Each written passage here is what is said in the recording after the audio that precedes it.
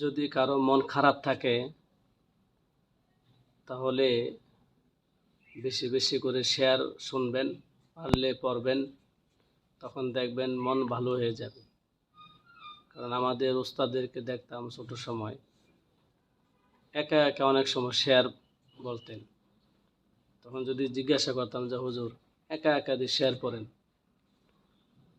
উস্তাদ জবাব দিত যে অনেক সময় ভালো লাগে, মন খারাপ থাকলে শেয়ার বললে অনেক সময় মনে প্রশান্তি পাওয়া যায়।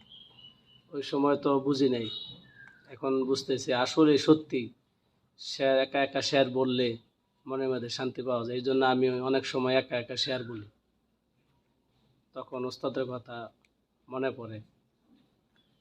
তো যে ওস্তাদের কাছ থেকে শেয়ারগুলি শুনতাম আজকে উনি দুনিয়াতে নাই। এই জন্য সকলে আমার সেই ওস্তাদের জন্য দোয়া করবেন, আল্লাহ পাক যেন ওনাকে জান্নাতের উঁচু মাকাম দান করেন।